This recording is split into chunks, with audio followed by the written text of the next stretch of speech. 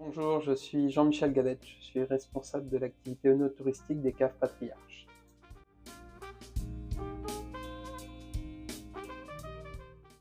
Alors la maison Patriarche, l'histoire commence avec le couvent des Visitandines qui a été confisqué aux Sœurs à la Révolution française. Et donc depuis 1796, ces locaux abritent une activité vitivinicole. La maison Patriarche est un négociant-éleveur, c'est-à-dire que nous n'avons pas du tout de vignoble. Nous achetons la production chez des viticulteurs partenaires. On en a un peu plus de 70 actuellement avec qui on travaille sur l'ensemble de la Bourgogne, de Chablis au nord jusqu'au Beaujolais au sud. Et donc nous allons nous charger de faire nous-mêmes ensuite l'élevage et la mise en bouteille des vins.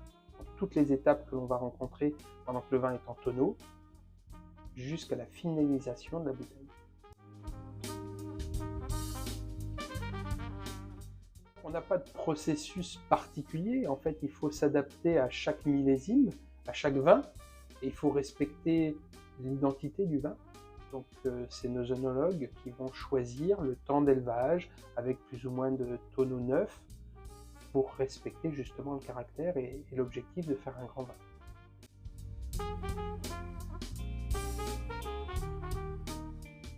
On propose à nos visiteurs le mariage entre la culture et le vin, l'art et le vin, et on a beaucoup d'œuvres d'art qui sont présentées dans ces caves.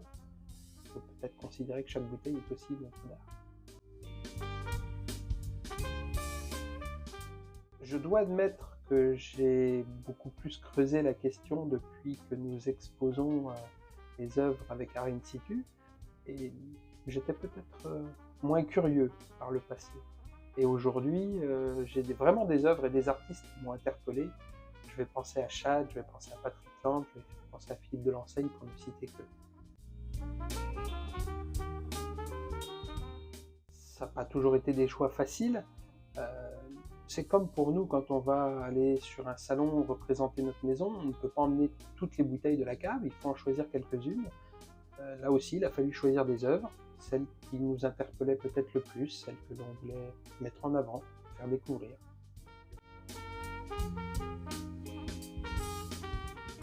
Faire partie de ce projet, c'était enrichir notre visite, c'était proposer à nos clients de faire une découverte parfois inattendue. C'est vraiment un bel écrin, hein, c'est kilomètres de cave pour présenter autant d'œuvres variées, différentes et faire des découvertes.